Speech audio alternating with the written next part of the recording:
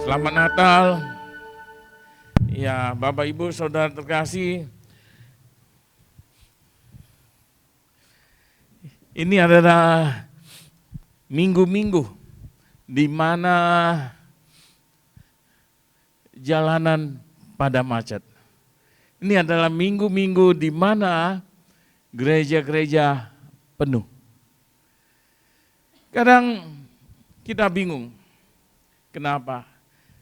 Kenapa gereja-gereja itu penuhnya hanya pas hari Natal? Bapak Ibu bayangkan, hampir semua gereja, dan itu seperti yang kemarin saya sudah sempat bicara dengan Bu Diana, saya takut kemarin saya nggak keburu untuk nyusul ibadah di tempat ini, karena kemarin masih kerja sampai jam 5 dan saya khawatir nggak keburu karena jalanan itu pada macet. Dan kemudian kebetulan juga keluarga ada buat acara sehingga akhirnya saya minta izin dengan Bu Diana, saya nggak bisa hadir, saya ikutin di acara keluarga. Dan ketika kemarin pulang dari Medan, benar, di depan setiap gereja yang dilewati itu macetnya panjang. Bapak Ibu Saudara terkasih, Tuhan Yesus itu bukan Tuhan yang kita bisa anggap murahan. Bukan Tuhan yang hanya sekedar kita rayakan kelahirannya di bulan Desember. Bukan hanya sekedar datang ibadah pada saat ke gereja merayakan kedatangan Tuhan, habis kelahiran Tuhan. Habis itu tidak pernah muncul lagi dan muncul tahun berikutnya pada bulan dan tanggal yang sama. Bukan seperti itu. Oleh itu sebabnya Bapak Ibu Saudara terkasih, terkadang banyak anak-anak Tuhan itu tidak mengerti sebenarnya menjadi orang Kristen itu bagaimana. Sehingga karena mereka tidak mengerti bagaimana menjadi orang Kristen yang sesungguhnya, sehingga mereka tidak bisa memaknai kelahiran daripada Tuhan Yesus itu. Bagi mereka mungkin sekedar datang beribadah, kemudian berkat Tuhan akan tercurah sepanjang tahun, dan kemudian di tahun berikutnya, di bulan Desember, tanggal 25 datang lagi dan segala sesuatu. Bukan. Tapi Tuhan mau kita mengerti, bukan hanya sekedar merayakan, tapi kita meresponi kelahiran daripada Tuhan itu seperti apa. Bukankah firman Tuhan berkata kita juga harus memikul kuknya kita? Artinya apa? Menjadi anak Tuhan itu bukan hanya sekedar enak-enakan semuanya akan Tuhan tolong, tidak. Tapi firman Tuhan berkata kita juga harus memikul kuknya kita. Kita punya tanggung jawab untuk menjadi anaknya Tuhan. Tapi ingat, janjinya Tuhan, seberat apapun masalah yang akan kita hadapi ke depannya, jika kita dekat dengan Tuhan, Tuhan tidak akan membiarkan kita jatuh dan kemudian tergeletak dan kemudian tidak bisa bangun lagi. Itu janji Tuhan. Jadi Bapak Ibu Saudara terkasih, mari kita benar-benar memaknai kelahiran Tuhan itu dengan lebih baik lagi. Jangan tahun demi tahun ya begitu-begitu saja. Tidak ada sesuatu yang bisa kita dapatkan hikmat daripada kelahiran Tuhan Yesus. Yang ada di pikiran kita, wah perayaan Natal kemarin meriah. Ada yang dapat ada yang dapat lucky draw, ada yang dapat ini, itu yang kita ingat. Tapi kita tidak pernah mengingat dengan sungguh-sungguh apa sih tujuan Tuhan Yesus lahir ke dalam dunia ini. Mari Bapak Ibu kita buka di firman Tuhan. Kita buka di Lukas 1. Lukas 1 ayat yang ke-30 sampai yang ke-31. 2 ayat saja kita baca. Lukas 1, 30 dan 31. Ayat yang ke-30. Kata malaikat itu kepadanya, jangan takut hai Maria, sebab engkau beroleh kasih karunia di hadapan Allah. Sesungguhnya engkau akan mengandung dan akan melahirkan seorang anak laki-laki dan hendaklah engkau menamai dia Yesus. Bapak Ibu Saudara terkasih,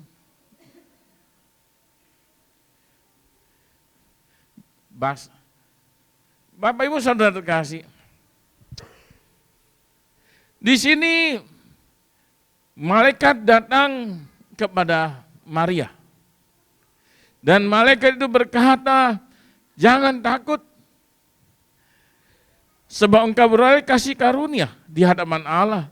Sesungguhnya engkau akan mengandung dan akan melahirkan seorang anak laki-laki, dan hendaklah engkau menamai dia Yesus. Bapak Ibu Saudara terkasih, bagaimana kita melihat ayat ini? Malaikat datang kepada Maria. Kemudian berkata bahwasanya dia akan mengandung dan akan melahirkan seorang anak, dan anak itu akan dinamai Yesus.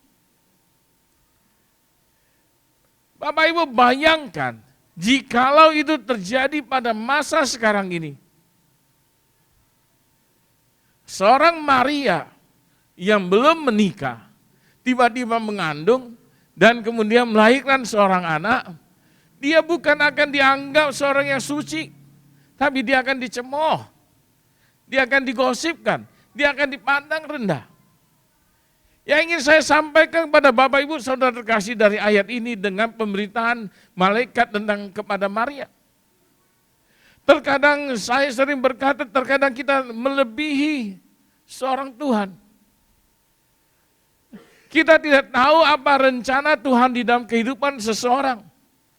Tetapi ketika kita melihat ada hal yang terjadi dan kita merasa hal itu tidak lumrah, kita langsung menghakimi orang tersebut. Kita langsung berkata orang ini begini dan begitu. Tidak ada hal yang negatif, yang positif yang kita pikirkan. Selalu hal-hal yang negatif. Dari Maria, Maria tidak mengandung karena dia berhubungan dengan Yusuf sebelum menikah. Tidak. Tetapi ada rencana Tuhan bagi Maria untuk mengandung seorang anak yang merupakan benih ilahi yang menjadi, dan anak itu ketika dilahirkan akan menjadi seorang juru selamat bagi dunia ini. Jadi Bapak Ibu Saudara terkasih, mari kita belajar untuk tidak menghakimi orang terlebih dahulu. Karena kita tidak tahu apa yang terjadi, apa yang sedang dihadapi oleh orang tersebut. Bisa saja ada rencana Tuhan, bisa saja karena memang kesalahan yang dia lakukan. Tapi apapun itu saudara terkasih, Bapak Ibu semuanya, mari jangan kita belajar untuk menghakimi orang-orang. Tapi mari kita belajar untuk berkhidmat kepada Tuhan. Pikirannya kita, ketika kita berpikir sesuatu yang negatif saja, sesuatu hal yang buruk saja, meskipun itu 1 detik, itu sudah merupakan dosa. Jangan Bapak Ibu berpikir bahwa dosa itu karena perbuatan yang kelihatan, yang mengganggu dan segala sesuatu. Tidak. Tapi apa yang kita pikirkan, itu sudah menjadi dosa. Mari kita belajar untuk menghargai. Mari kita belajar untuk bisa hidup kudus di hadapan Tuhan. Sudah berapa lama kita menjadi anak Tuhan? Sudah berapa lama kita mendengar kebenaran firman Tuhan? Sudah berapa lama ayat firman Tuhan yang kita hafal, sudah berapa banyak? Sudah berapa banyak ayat yang kita tahu, yang kita hafal, kita implementasikan di dalam kehidupannya kita. Jadi hari ini temanya kita itu adalah hadiah Natal. Hadiah Natal. Hadiah Natal ini bercerita tentang kelahiran daripada Tuhan Yesus. Bapak Ibu Saudara terkasih, dari ayat yang kita baca tadi, kelahiran daripada Tuhan Yesus itu sudah sebelum Yesus lahir, itu sudah diberitakan terlebih dahulu. Sudah ada pemberitahuan. Dan pemberitahuan tentang kelahiran daripada Tuhan Yesus itu bukan oleh manusia, bukan oleh dokter, bukan oleh siapapun juga. Tetapi kelahiran daripada Tuhan Yesus itu disampaikan oleh malaikat Tuhan sendiri. Yang datang kepada Maria dan berkata, engkau Maria akan mengandung dan melahirkan seorang anak dan engkau akan menamai dia Yesus.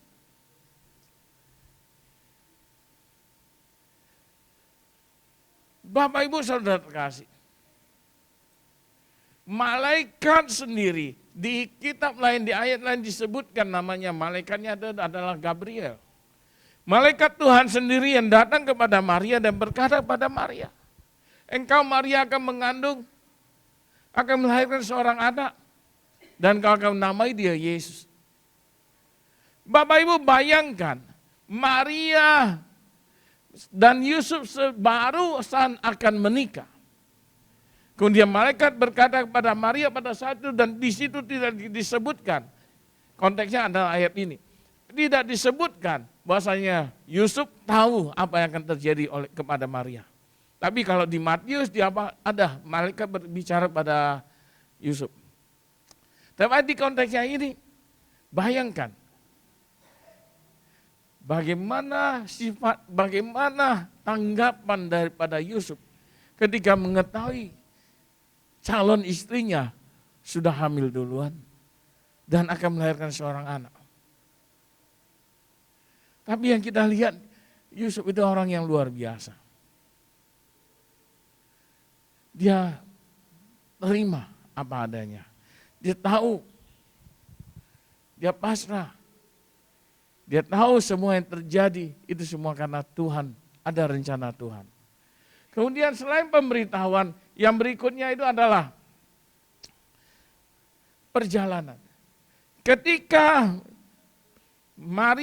malaikat datang kepada Maria dan memberitahukan tentang bahwasanya dia akan mengandung dan melahirkan seorang anak. Yusuf tidak meninggalkan Maria begitu saja. Yusuf dia berkata, engkau sudah berzina, engkau sudah mengandung, kita belum menikah tapi engkau sudah mengandung. Yusuf tidak berkata begitu. Yusuf menerima Maria apa adanya dan bahkan mereka melakukan perjalanan bersama-sama. Mereka melakukan perjalanan ke Bethlehem. Bapak Ibu Saudara terkasih, malaikat tidak berkata kepada Maria, engkau harus pergi ke Bethlehem untuk melahirkan seorang anak di dalam palungan. Tidak. Tetapi yang terjadi, Bapak Ibu bisa melihat. Ini yang selalu saya ingatkan kepada kita semua. Jangan, karena pada masa sekarang ini, kadang kita bertindak melebihi daripada siapanya kita. Seorang pendeta bertindak seolah-olah dia sudah menjadi seorang Tuhan. Seorang jemaat sudah bertindak seolah-olah dia sudah menjadi seorang pendeta. Yang terkadang sudah menghakimi dan segala sesuatunya. Yang bisa mengatakan engkau berbuat salah, engkau berbuat dosa dan segala sesuatunya. Ingat, Maria sudah mengetahui dia akan mengandung. Maria sudah mengetahui dia mengandung anak Tuhan, tapi tidak ada satupun kesombongan di dalam dirinya Maria. Tidak ada satupun sifat yang berubah. Wah, aku akan mengandung, aku akan melahirkan seorang juru selamat sehingga dia tidak mau melakukan perjalanan ke Bethlehem. Tidak. Saudara tahu kenapa mereka ke Bethlehem? Karena pada saat itu sedang akan dilakukan sensus. Dan sebagai seorang warga negara yang baik, Yusuf datang ke sana untuk disensus, untuk dicatatkan. Meskipun dia adalah calon daripada seorang ayah, seorang juru selamat, calon ayah dari anak Allah, dia tetap menuruti peraturan dan hukum-hukum yang ada di dunia. Berapa banyak kita melihat tokoh-tokoh agama, mungkin juga ada tokoh agama dari sepupunya kita yang bertindak seolah-olah dia sudah yang terbaik, yang terhebat, sehingga dia harus dilayani. Orang-orang harus mencium tangannya, mencium kakinya dan segala sesuatunya. Itu masih manusia. Itu manusia yang statusnya, yang akarnya, yang buyutnya, yang apanya masih belum jelas. Tetapi ini Maria dan Yusuf yang sudah diberitakan malaikat bahwasanya mereka akan menjadi orang tua dari seorang anak Allah. Mereka tetap taat kepada hukum dunia ini. Bapak Ibu Saudara terkasih, meskipun kita menjadi anak-anak Tuhan, meskipun kita menjadi orang Kristen, bukan berarti hukum yang ada yang harus kita turuti, itu adalah yang tercatat di firman Tuhan saja. Tidak. Tetapi karena kita ada hidup di dunia ini, maka hukum dunia ini juga wajib kita ikuti. Menaati hukum dunia berarti menaati Tuhan itu sendiri. Amin. Benar nggak ada anak-anak Tuhan yang nggak mau ikut hukum dunia dan merasa bahwasanya wah peraturan ini hanya peraturan dunia saja, tidak ada efeknya kepada surga, tidak ada efeknya kepada keselamatan. Benar nggak? Hal yang paling mudah. Berapa banyak di antara kita kalau naik motor tidak pakai helm? Kita merasa itu hanya undang-undang polisi, itu hanya undang-undang lalu lintas, paling ditilang dan segala sesuatu. Saudara jangan lupa. Saya lupa, jangan lupa, tapi saya lupa ayatnya di mana. Ada berkata bahwasanya selama di mana kita hidup, taatilah aturan yang ada di tempat kita berada. Selama kita hidup di dunia ini, ikutilah peraturan dunia ini. Selama kita hidup di Indonesia ini, suka atau tidak suka, taatilah peraturan yang ada di Indonesia ini. Amin. Mereka melakukan perjalanan ke Bethlehem untuk disensus karena Yusuf adalah warga negara, adalah warga dari kota Bethlehem. Sehingga dia datang untuk disensus. Kemudian apa yang terjadi lagi? Kisah kelahiran itu dari pemberitaan, kemudian ada perjalanan ke Bethlehem, kemudian ada cerita tentang orang Majus. Bapak Ibu Saudara terkasih, orang Majus ini terkadang disebut juga orang bijak. Kemarin ada yang bertanya sama saya, Pak, di Alkitab, di kitab mana, di ayat mana, di kitab mana, di pasal berapa, di ayat berapa, yang mengatakan orang Majus itu ada 3 orang. Bapak Ibu tahu? Yang cerita yang kita dengar, berapa orang Majus yang datang menyembah kepada, mencari Tuhan Yesus, berapa orang? 3. Dari mana kita tahu 3? Dari mana kita tahu 3? Bahkan ada tercatat di beberapa, saya lupa kemarin saya lihat di kitab mana itu, bahkan 3 orang itu ada namanya. Padahal secara umum, secara khusus tidak disebutkan 3 orang. Coba kita lihat Matius 2 ayat 1 sampai 2. Matius 2 ayat 1 sampai 2. Bas dong. Matius 2 ayat 1. Sesudah Yesus dilahirkan di Bethlehem di tanah Yudea pada zaman Raja Herodes, datanglah orang-orang Majus dari timur ke Yerusalem. Ayat 2-nya, Bas. Dan bertanya-tanya, di manakah dia, raja orang Yahudi yang baru dilahirkan itu? Kami telah melihat bintangnya di timur dan kami datang untuk menyembah dia. Balik ke slide-nya, Bas. Berapa orang? Di Matius 2 ayat 1 hanya dikatakan orang-orang Majus. Tidak ada jumlahnya. Tetapi yang ingin saya tekankan di sini bukan masalah jumlah dan di mana dia tercatat, tidak. Tetapi peristiwa kelahiran daripada Tuhan Yesus itu dimulai dari pemberitaan malaikat kepada Maria bahwasanya dia akan mengandung dan melahirkan seorang anak Allah dan dia akan dinamakan Yesus anak tersebut. Dan kemudian ketika dalam masanya, ketika dia mengetahui dia akan mengandung seorang anak Allah, kemudian dia tetap dengan sifatnya yang kerendah hati, dengan tetap seorang manusia, dia melakukan seorang warga negara yang baik, dia melakukan perjalanan ke Bethlehem untuk melakukan sensus. Dan kemudian disitulah, di Bethlehem lah dia melahirkan. Dan Bapak Ibu, dia melahirkan juga bukan di rumah yang mewah, bukan melahirkan di tempat yang bagus, tidak. Karena semua penginapan pada saat itu semuanya penuh. Sehingga tempat yang bisa dia pakai untuk melahirkan itu adalah di palungan. Bapak Ibu Saudara terkasih, mungkin di antara kita masih ada yang belum tahu palungan itu apa. Palungan itu bukan tempat tidur bayi. Palungan itu bukan dalam bentuk tempat tidur. Bapak Ibu tahu palungan itu apa? Palungan itu kalau, ya saya gini, kalau ada yang pelihara kambing, umpamanya kan depannya itu ada tempat ditaruhkan, ada makanan, kemudian ada air dan apa. Ya, palungan itu adalah tempat minumnya ternak. Bayangkan, seorang juru selamat, seorang anak Allah, dilahirkan di tempat yang demikian. Saya yakin ibu-ibu yang ada di sini tidak pernah sekalipun terpikirkan bahwa saya akan melahirkan mungkin di kandang kambing. Tidak pernah. Kita pasti berpikir akan memberikan tempat yang terbaik untuk anak kita untuk melahirkan anaknya kita. Manusia saja berpikir untuk melahirkan anaknya di tempat yang bagus. Tetapi ini bayangkan, Maria melahirkan di palungan.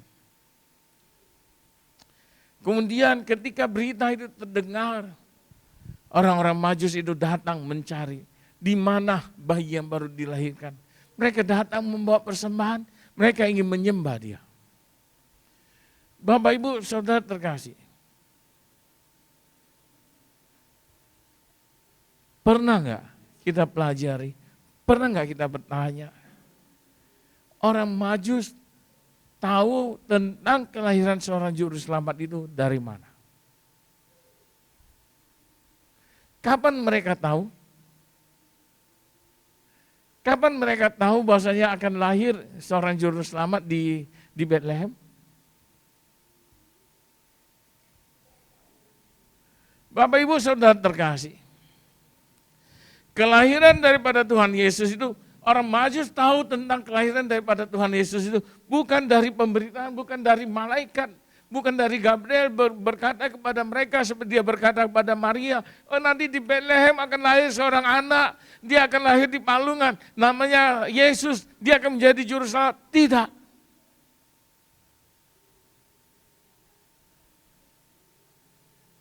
Tetapi mereka mengetahui tentang akan lahirnya seorang juru selamat itu sudah melalui nubuatan, dan nubuatan itu bukan dekat, tapi itu tercatat di perjanjian lama.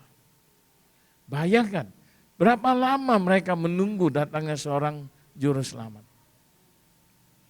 Tetap setia, dan ketika mereka tahu dia lahir, mereka datang mencari dan mereka mempersiapkan persembahan untuk dia. Perjanjian lama sampai kepada Tuhan Yesus lahir itu memiliki waktu yang cukup lama. Tetapi janji itu tetap mereka pegang. Berapa lama saudara mendengar janjinya Tuhan bahwa hidupmu akan diubah. Hidupmu akan berubah. Masalah yang terjadi di dalam kehidupanmu akan terselesaikan. Asal engkau percaya pada Yesus, engkau berdoa dan memohon kepada Tuhan. Biarkan Tuhan bekerja untuk mengubah kehidupanmu. Berapa lama engkau mendengar janji Tuhan, engkau mengubah hidupmu. Berapa lama engkau mendengar janji Tuhan bahwasanya sakitmu akan disembuhkan. Bagaimana berapa lama engkau mendengar janji Tuhan bahwa kehidupanmu secara ekonomi akan berubah.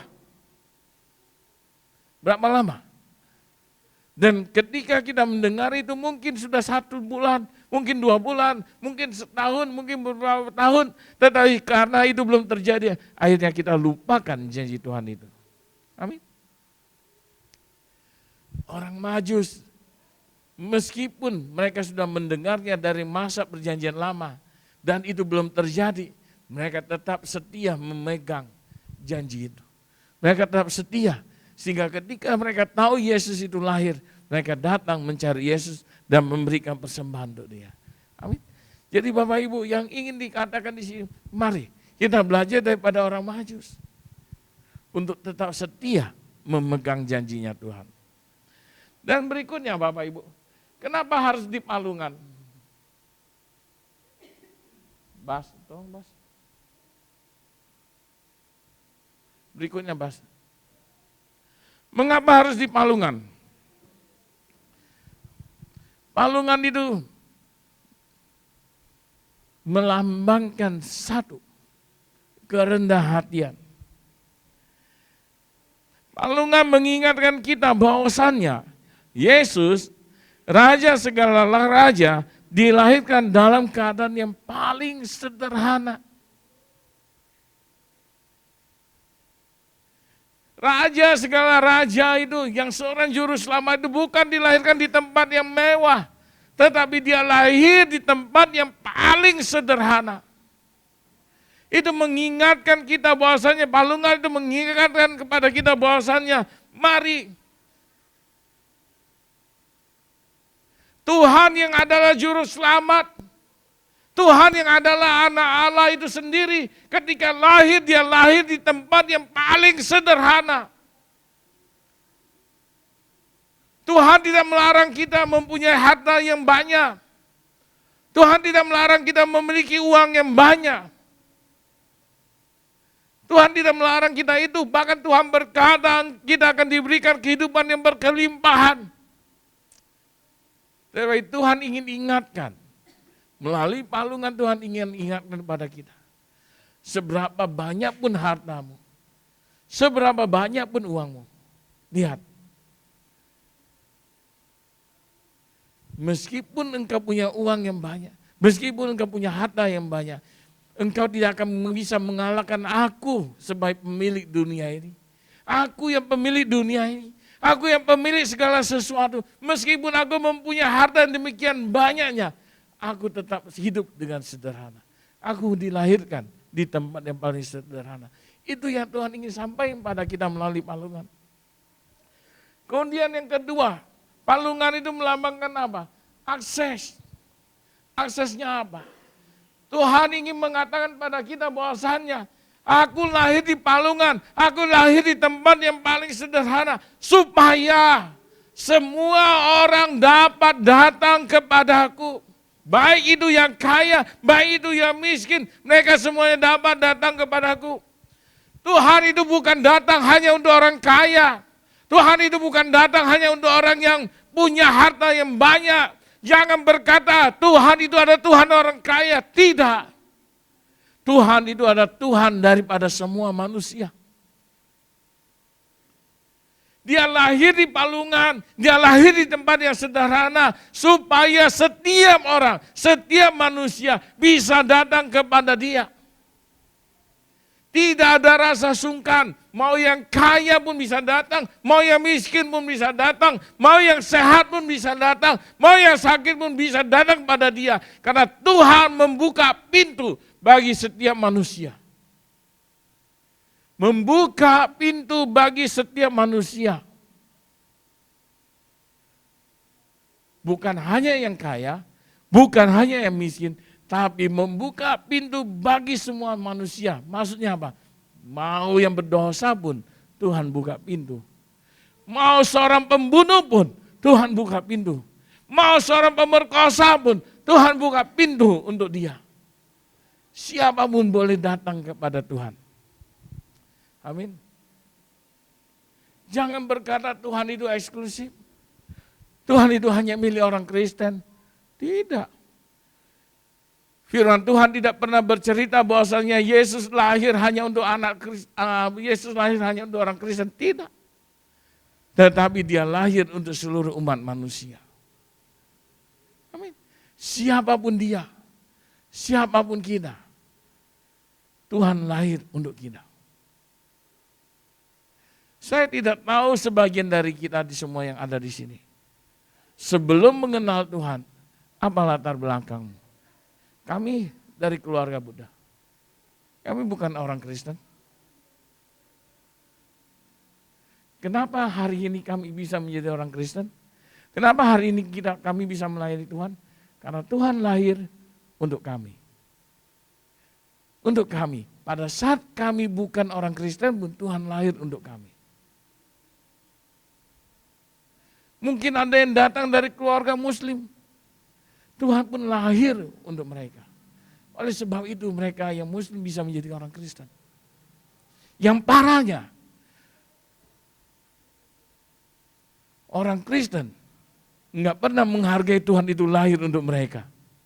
Ayo, siapa yang lahir dari kecil, yang lahir sudah Kristen, tapi tidak pernah menganggap Tuhan itu ada untuk mereka? Ya, Tuhan itu lahir untuk semuanya. Kemudian palungan itu melambangkan sebuah kesederhanaan.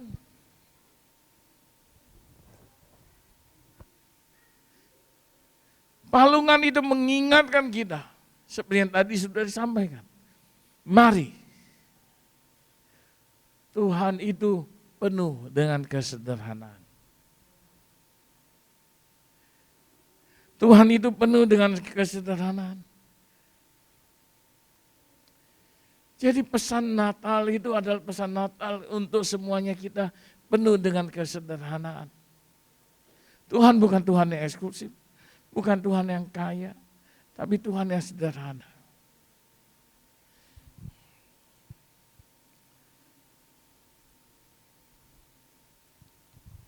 Kemudian palungan itu menggambarkan, yang berikutnya itu palungan itu menggambarkan tentang pengorbanan. Pengorbanan Bapak Ibu. Kenapa? Bukankah meskipun dalam bentuk seorang bayi, Tuhan itu sudah berkorban? Jikalau dia mau lahir, dia seharusnya lahir di tempat yang mewah, di tempat yang lebih layak daripada sebuah palungan. Tapi sebagai seorang anak Allah yang datang dan lahir ke dalam dunia ini untuk dengan tujuan menolong semua umat manusia, dia mengorbankan dirinya untuk lahir di dalam palungan. Pengorbanan terbesar yang Tuhan lakukan itu adalah dia lahir di palungan untuk menyelamatkan umat manusia. Untuk membawa kabar sukacita bagi umat manusia.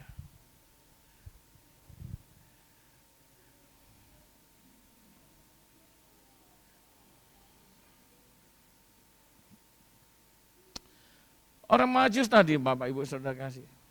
Orang Majus pertama mereka datang mencari, ketika mereka datang mereka mencari seorang raja. Walaupun mereka tahu sudah nubuatan yang akan lahir seorang anak yang akan menjadi seorang juru selamat. Tetapi ketika mereka datang, mereka bukan datang bertanya mencari seorang bayi, tapi mereka datang untuk mencari seorang raja. Mereka dipandu oleh bintang, mengarahkan mereka ke Bethlehem untuk mencari seorang raja, untuk menyembah seorang raja Yahudi yang baru saja lahir. Dan saudara, ketika mereka mencari seorang raja, mereka tidak datang dengan tangan kosong. Bapak Ibu tolong lagi jangan pikirkan bahwasanya aduh menjadi orang Kristen harus bawa ini bawa itu, jangan. Konteksnya bukan ke situ. Ya, konteksnya bukan ke situ. Tapi di sini orang Majus datang mencari seorang raja yang baru lahir. Mereka datang untuk menyembah raja yang baru lahir itu. Dan ketika mereka datang mencari dan mau menyembah, ketika mereka mau menyembah, mereka datang bukan dengan tangan kosong. Tapi mereka membawa hadiah untuk menyembah raja yang baru lahir itu. Disinilah muncul menjadi 3 orang Majus. Padahal sebelumnya tidak dikatakan jumlah orang Majus itu berapa. Tapi disinilah titik di mana muncul 3 orang Majus itu. Dari mana? Mereka membawa apa? Emas, kemenyan, mur. Berapa? 3. Kalau masing-masing orang bawa 1, berarti ada berapa orang? Disitulah 3 orang Majusnya muncul. Padahal kalau ada cerita lagi, yang datang itu adalah 12 orang. Bukan, kenapa ujungnya jadi 3? Karena 3. Apakah benar 3? Bagaimana kalau 1 orang membawa 3 persembahan? Bagaimana? Tapi karena pada saat itu orang-orang berpikir masing-masing membawa satu. Karena ada tiga persembahan, makanya menjadi 3 orang Majus.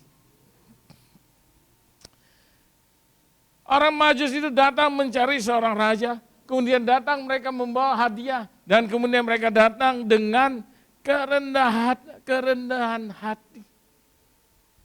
Bapak Ibu Saudara terkasih, marilah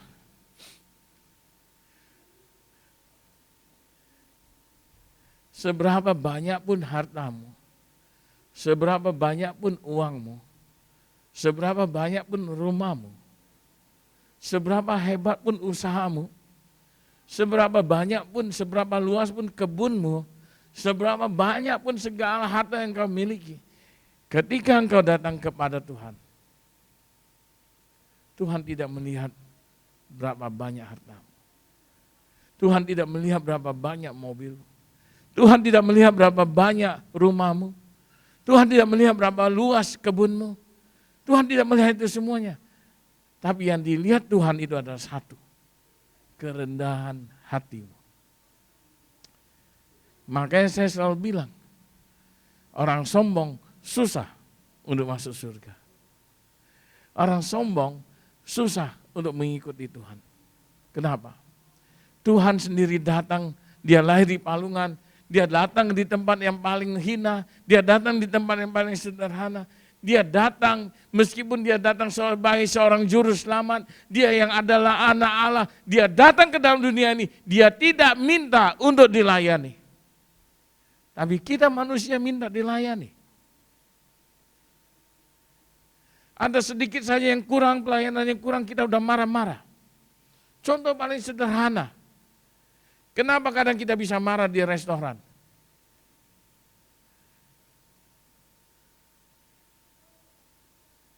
Pernah nggak marah di restoran? Pernah nggak marah di rumah makan? Kita marah. Kenapa? Kenapa makanannya nggak enak? Kenapa pelayanannya kasar? Kenapa orang yang melayaninya kasar? Kenapa mejanya kotor? Kenapa ini dan kenapa itu segala sesuatu? Kenapa kita marah? Bapak Ibu pernah pikir nggak ketika kita marah di restoran? Pernah nggak kita berpikir, kenapa kita marah? Alasan apa yang membuat kita marah? Apakah benar karena makanannya nggak enak?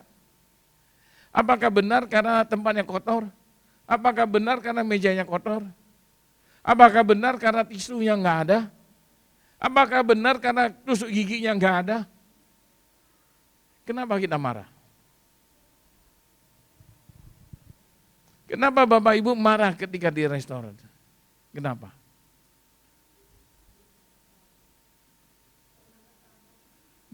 Karena nggak sabar. Bukan. Kenapa? Kelamaan. Bukan juga. Karena kita merasa kita sudah bayar. Aku bayar mahal-mahal, kenapa orang itu lama melayani? Aku bayar mahal-mahal, kenapa ininya begini, kenapa ininya begitu? Karena kita merasa kita sudah bayar. Coba kita makan gratis, enak nggak enak pun diam aja. Tapi karena kita bayar, kita merasa kita punya hak untuk marah.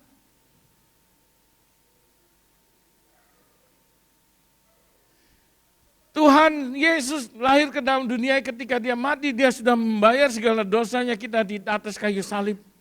Benar nggak? Dia menebus dosa kita di atas kayu salib, benar nggak? Benar? Kalau hari ini kita kurang ajar sama Tuhan, Tuhan boleh marah sama kita? Tuhan layak nggak marah sama kita? Layak. Kenapa? Karena dia sudah bayar harga untuk kita. Karena dia sudah bayar dengan nyawanya, dia sudah bayar dengan harganya, dia layak untuk marah kepada kita. Tapi Tuhan yang kita sembah itu adalah Tuhan yang penuh dengan kasih. Walaupun dia layak untuk marah, dia tidak pernah marah sama kita. Walaupun kita membuat hal yang buruk, dia tidak pernah marah sama kita. Karena dia mengasihi kita. Amin. Orang Majus datang mencari raja. Mereka datang mencari raja, Mereka datang dengan membawa persembahan. Kembali saya ingatkan konteksnya ini. Jangan Bapak Ibu berpikir datang mencari seorang pendeta harus bawa sesuatu, harus bawa persembahan. Tidak. Kembali saya ingatkan konteksnya ini. Orang Majus datang mencari seorang raja, kemudian mereka datang membawa hadiah untuk menyembah raja yang baru lahir, untuk menyembah seorang juru selamat, untuk menghargai raja tersebut, untuk menghargai anak Tuhan yang sudah lahir ke dalam dunia ini. Mereka membawa hadiah. Dan ketika mereka datang meskipun mereka membawa hadiah, mereka bukan dengan sikap yang sombong, aku datang membawa hadiah, engkau harus turut sama aku. Tidak. Berapa banyak di gereja, aku sudah memberkati gereja, aku sudah memberikan alat musik, aku sudah memberikan kipas angin, aku sudah memberikan kursi. Ketika aku datang beribadah, engkau harus hormat sama aku. Sorry, bukan seperti itu. Orang Majus datang dengan segala kerendahan hati. Mereka menyembah dan menghormati.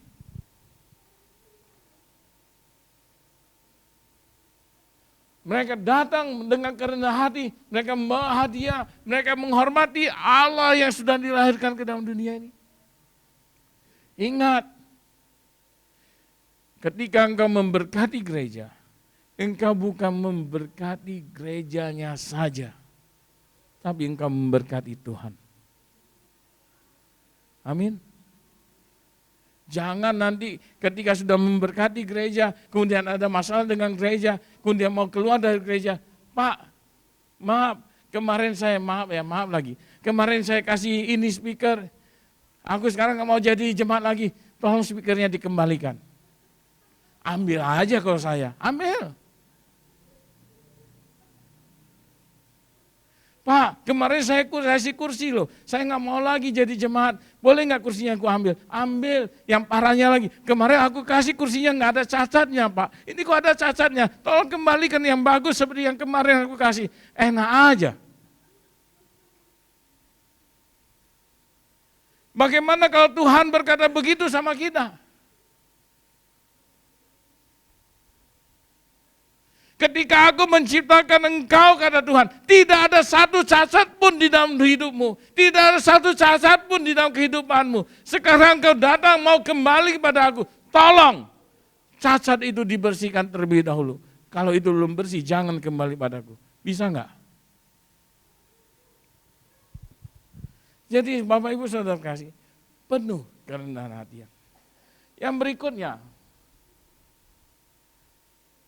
ingat, orang Majus itu datang mencari Tuhan dengan tuntunan cahaya bintang. Kalau hari ini, orang Majus datang mencari Tuhan dengan tuntunan cahaya bintang, orang Majus yang nyasar. Terlalu banyak bintang itu. Bintang pada saat itu adalah sebagai penuntun, yang menuntun mereka untuk datang kepada Tuhan. Bintang datang menuntun kepada orang bijak. Menuntun orang bijak itu datang kepada Tuhan. Bapak Ibu Saudara terkasih, yang ingin saya katakan begini. Dengan cahaya bintang itu, orang Majus datang mencari Tuhan. Implementasinya di dalam kehidupannya kita. Mari, terang yang ada di dalam Tuhan itu menuntun hidup kita kepada kehidupan yang lebih baik. Jadi jangan tinggalkan terang itu. Jangan dari terang mencari yang gelap. Pak, di situ, ini kebetulan tangan saya masih sakit. Pak, di situ ada orang yang bisa menyembuhkan orang sakit. Ini saya ngalami sendiri, teman di kantor saya. Dia kemarin ada orang yang jatuh, kakinya patah, sudah pulih, tapi jalannya kakinya nggak bisa lurus. Dia datang ke orang ini, kakinya sekarang lurus, bisa berjalan dengan baik. Bapak, tangan Bapak sakit, Bapak ke sana. Untung saya belum ke sana. Saya tanya dulu, gimana cara ngobatinya? Enggak sakit loh Pak. Iya, nggak sakit, tapi gimana cara orang itu ngobatinya? Bagaimana caranya? Orangnya tidak diapa-apain. Orangnya tidak diapa-apain. Hanya ada batang bambu itulah yang diurut atau diapain. Oke, saya langsung bilang, maaf, saya nggak akan pergi ke sana. Mau bisa sembuh pun, 100% sembuh pun, saya nggak akan pergi. Kemudian saya tanya, temanmu yang sembuh itu orang Kristen? Iya. Suruh dia bertobat, saya bilang. Suruh dia bertobat. Kenapa Bapak Ibu? Bayangkan, jika Lilis tangannya patah, saya menyembuhkan Lilis, tangannya yang patah saya sambung kembali. Tapi saya nggak pernah saya pegang tangannya Lilis. Saya ambil batang bambu, saya patahkan, kemudian saya sambungkan. Ketika batang bambu itu tersambung, maka tangannya Lilis tersambung. Menurut Bapak Ibu, itu mujizat atau itu kuasa gelap? Kuasa gelap. Tapi bagaimana? Terkadang kita suka yang begitu. Kita suka yang gelap-gelap itu. Iya kan? Kita suka-suka yang gelap-gelap. Aduh, siapa Lilis nama suami lu? Lupa aku. Ben, bukan karena kulitmu gelap, Ben. Sorry, Ben. Bukan karena kulitmu gelap, si Lilis suka sama kamu. Enggak. Tapi bukankah kita terlalu suka yang gelap-gelap itu? Kita enggak suka yang terang. Jadi cahaya itu menuntun kita kepada jalan yang benar. Cahaya itu membawa orang-orang Majus itu datang kepada Tuhan. Dan cahaya itu juga akan membawa kita datang kepada Tuhan. Amin. Jangan tinggalkan itu. Kemudian cahaya itu apa? Ketika cahaya ada, maka kegelapan itu akan sirna.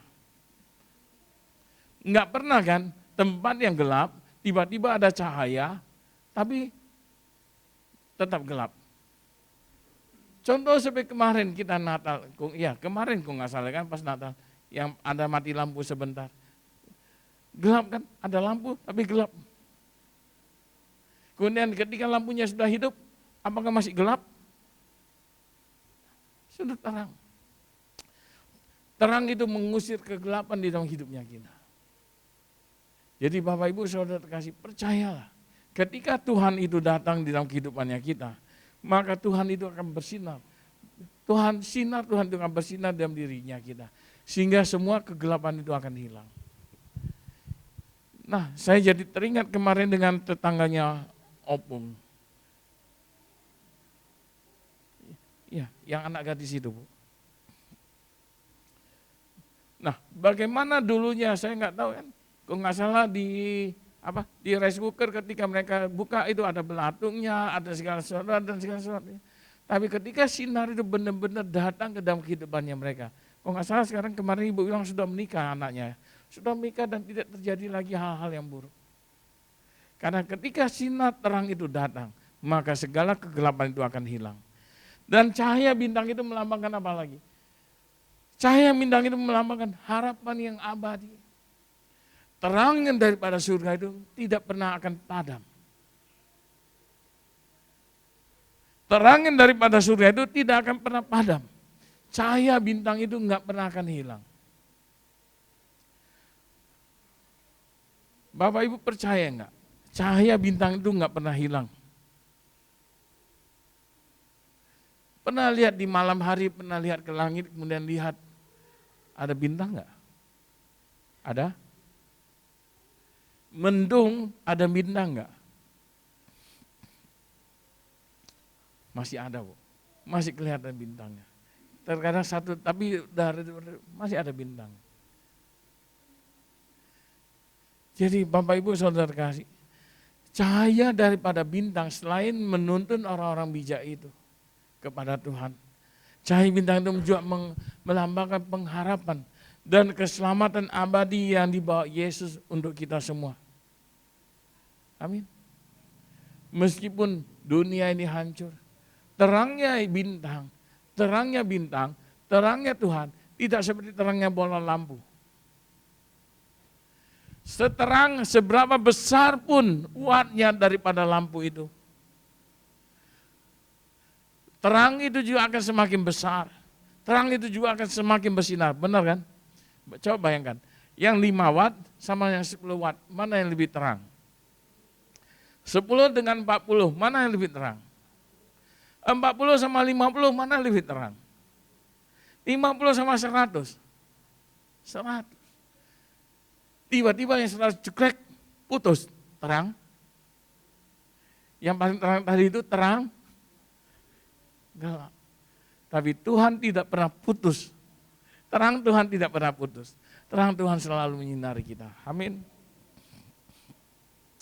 Jadi pesan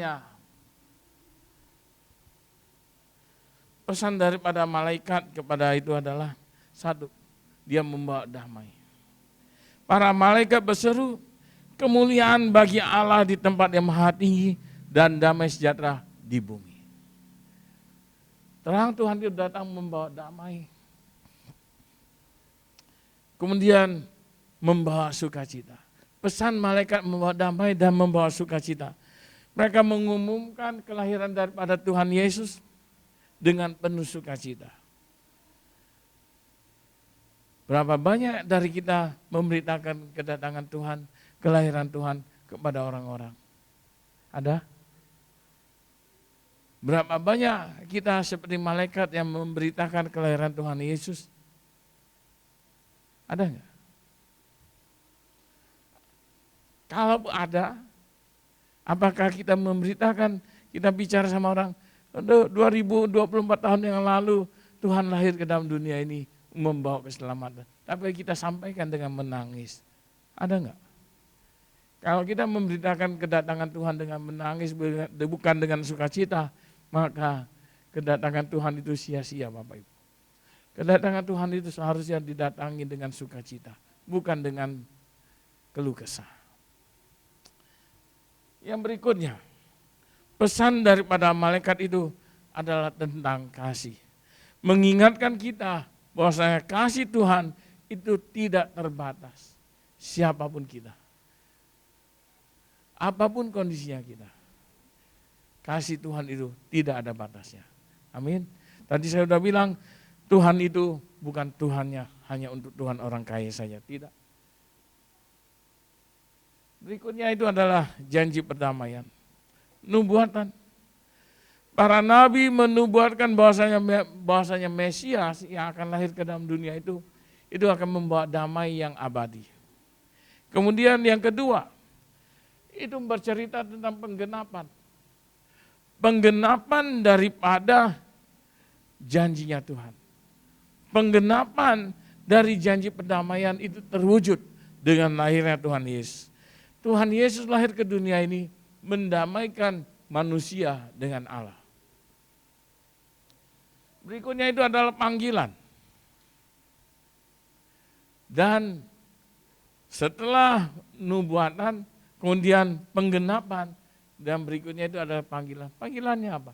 Panggilan untuk kita semua memberitakan tentang kelahiran Tuhan Yesus itu. Kita dipanggil untuk menghayati, kita dipanggil untuk memberitakan.